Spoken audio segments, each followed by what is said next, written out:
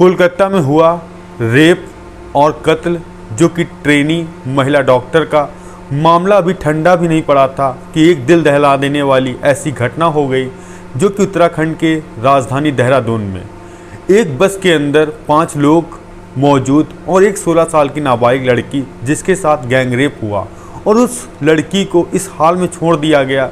जब वह लड़की पुलिस के पास पहुंची 4 दिन के बाद, जब इस घटना के बारे में उस लड़की ने बयां किया, जिसको सुनने के बाद पुलिस वालों की भी आंख में आंसू आ गए कि आखिर एक 16 साल की बेटी के साथ 5 दरिंदे इतनी ज़बरदस्ती कैसे करते रहें।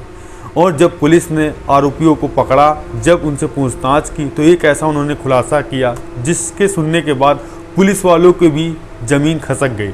आखिर वह लड़की उन दरिंदों के चंगुल में कैसे फंसी और वह वहां से बचकर कैसे भागी, बहुत सारे सवाल और जवाब। इसीलिए वीडियो के अंत तक आप लोग जरूर बने रहें। आप सभी लोगों का हमारे वीडियो में स्वागत है। मेरा नाम रवि है। मैं आशा उम्मीद करता हूं आप लोग बहुत अच्छे होंगे। अगर आप हमारे चैनल पर नए हो, सब्सक्राइब बेल आइकन जरूर दबाएं। आइए इस कहानी को हम विस्तार से बताते हैं और जानते हैं। यह सच्ची घटना चालू होती है उत्तराखंड की राजधानी देहरादून, और मैं बात कर रहा हूँ 13 अगस्त 2024 रात के करीब 2 बजे।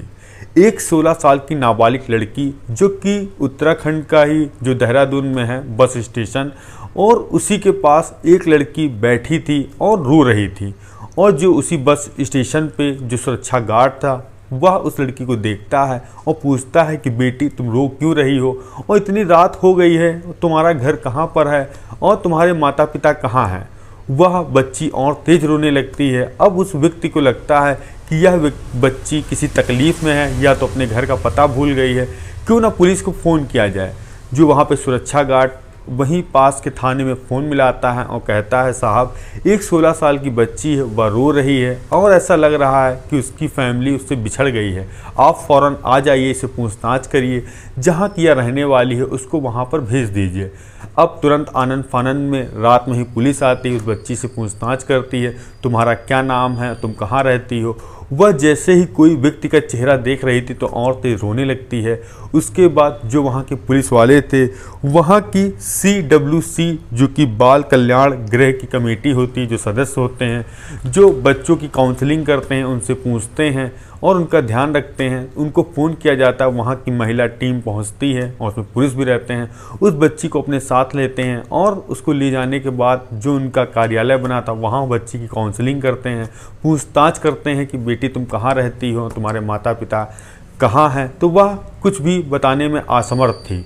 अब जो वहाँ के बाल सुधार गृह के जो लोग थे, वह भी हैरान और परेशान, आखिर बच्ची कुछ बोल क्यों नहीं रही है। 2 से 3 दिन बीत जाते हैं, बच्ची बाद में रोती है ज़ोर से, और जो महिला वहाँ के अधिकारी थी उससे कहती है, मैम साहब मेरे साथ उस रात बहुत गंदा काम हुआ।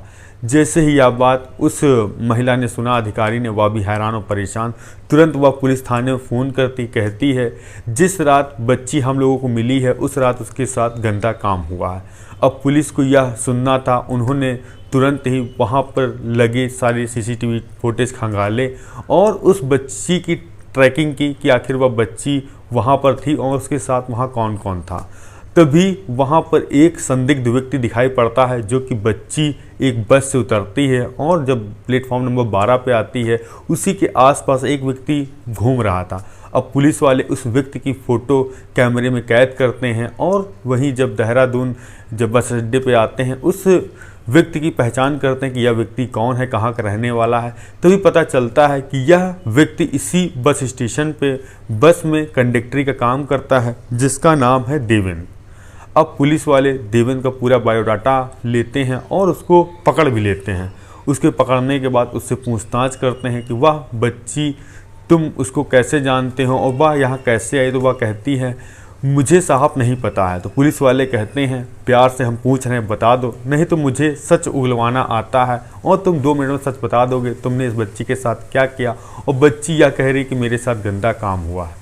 अब देवेंद्र कहीं ना कहीं डर जाता हुआ कहता है सर मैंने कोई गंदा काम नहीं किया, जो मेरा ड्राइवर बस का था उसने किया, जिसका नाम था धर्मेंद्र। अब पुलिस धर्मेंद्र को उठाती है तो वह धर्मेंद्र और देवेंद्र बताते हैं कि सर हम लोग तो थे, साथ में 3 लोग और थे, जो कि 2 और ड्राइवर हैं और तीसरा एक जो वहाँ का बस अड्डे का मैनेजर है।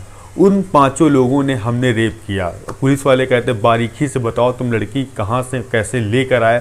तभी देवेंद्र बताता है कि 12 तारीख शाम के 6 बजे राष्ट्रीय राजधानी दिल्ली का बस स्टेशन जो कि कश्मीरी गेट, वहाँ पर तमाम कई सारी बस खड़ी थी, जहाँ पर मेरी भी बस खड़ी थी। मेरी बस का नंबर है UK 07 PA 5299 जिस बस का नंबर है। तभी वहाँ बस अड्डे पे मेरे पास एक लड़की आती जिसकी उम्र 16 साल थी और मुझे ऐसा लग रहा था उसकी मानसिक संतुलन ठीक नहीं है। तभी मुझसे कहती है भैया मुझे पटियाला जो कि पंजाब में है वहाँ जाना है, और मैं कहता हूँ कि ठीक है यह बस वहाँ जाएगी, मैं उसको बैठा लेता हूँ।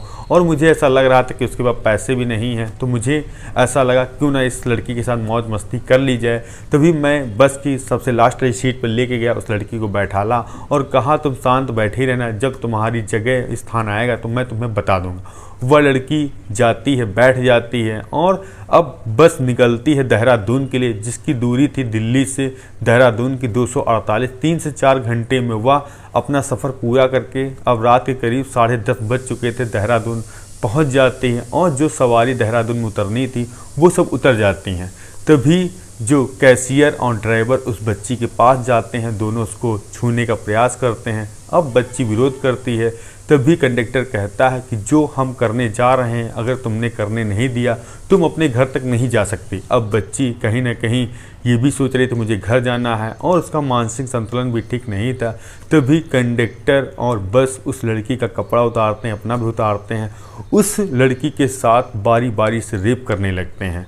और इसी जस्ट बस के बगल में एक बस और खड़ी थी जो कि ऋषिकेश से देहरादून आई थी, और उसमें भी 2 बस ड्राइवर थे जिनका नाम था रवि और राजपाल।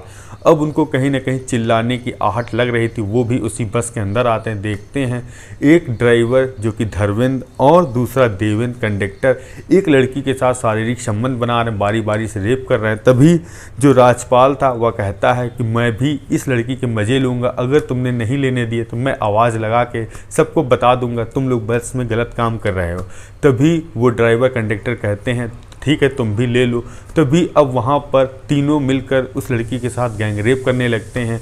और जो बस का कंडक्टर था जिसका नाम था देवेंद्र, तभी कहता है कि मुझे पैसे जमा करने हैं जो कि मैंने यात्रियों से लिए हैं, और यहीं पे जो मैनेजर जमा करता है वो मैं करके आ रहा हूँ। देवेंद्र निकलता है पैसे लेकर जमा करने के लिए, जो कि देहरादून बस स्टेशन पे कैशियर था। जब बस कहीं ट्रैवल से आती थी, सफ़र से जब पूरा हो जाता था उसका पैसा पूरा सबमिट करना पड़ता है। अब रात के करीब 12:30 बजे देवेंद्र कैशियर के पास पैसे लेकर पहुंचता है। कैशियर कहता है भैया आज तुम इतना लेट क्यों आ रहे हो, रोज़ तो तुम 10:30 बजे आ जाते हो, आज इसका कारण क्या है।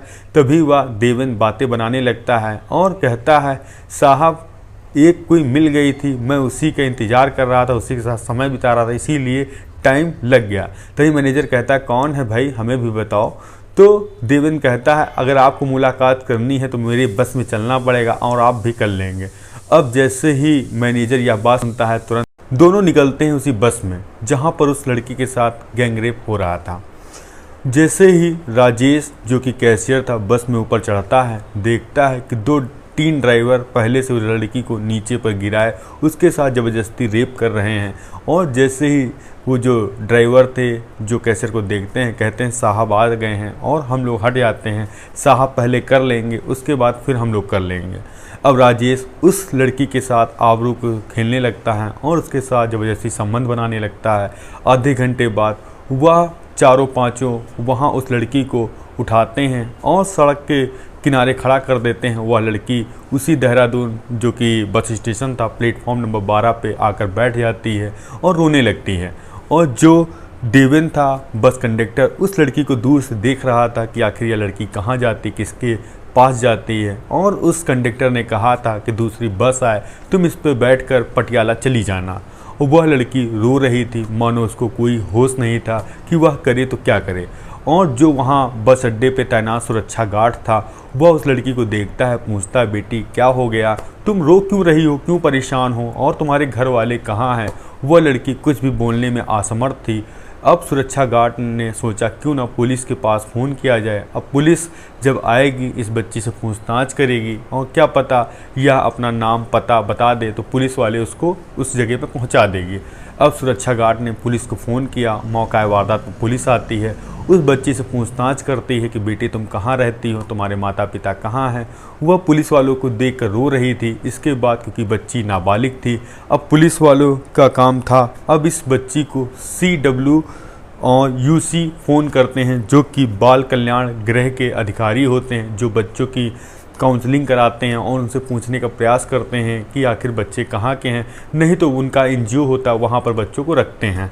अब जब बाल कल्याण गृह की महिला अधिकारी पहुँची, उस बच्ची को अपने साथ ऑफिस में ले गई और वहाँ उससे पूछताछ की, मगर बेटी कुछ बोल नहीं रही थी क्योंकि वह डरी थी, सहमी थी और किसी भी पुरुष नाम के व्यक्ति को देखती थी मानो वह ज़ोर ज़ोर से रोने लगती थी। 3-4 दिन बीत जाते हैं और लड़की को खाना पीना अच्छा दिया जाता है और जो महिला अधिकारी होती है उसको पुचकारती है, अपने कंधे से लगाती है, कहती बेटा बताओ उस रात तुम्हारे साथ क्या हुआ था और तुम्हारा घर कहाँ है। तभी वह लड़की कहती है कि उस रात मेरे साथ गंदा काम हुआ था और ऐसा लग रहा था 4 से 5 लोगों ने मेरा रेप किया है। जैसे ही यह बात उस महिला अधिकारी ने सुनी और तुरंत फ़ौरन में पुलिस को फ़ोन किया और पुलिस ने 5 जो कि बस ड्राइवर, कंडक्टर और मैनेजर को गिरफ्तार किया और उनको जेल भेज दिया। और अब कोर्ट उनको देखो क्या सज़ा सुनाता है। और अभी आप लोगों ने सुना ही होगा जो कि कोलकाता में ट्रेनी डॉक्टर के साथ एक रेप और कत्ल हुआ। अभी यह मामला ठंडा भी नहीं हुआ और इसी को झंझोर देने वाली घटना जो कि देहरादून में एक 16 साल की बच्ची के साथ घटित हुई। आखिर हमारा समाज क्या सोच रहा है, क्या कर रहा है और इन सब घटनाओं के पीछे क्या मानसिक सोच है। आखिर जिन लोगों ने इस 16 साल की बेटी के साथ दरिंदगी की उनको क्या सज़ा दें, आप कमेंट के जवाब में ज़रूर लिखें। और हमारी यही मांग है कि सख्त इन लोगों को सज़ा होनी चाहिए। हम मिलते नई कहानी नई शुरुआत के साथ। जय हिंद, जय भारत।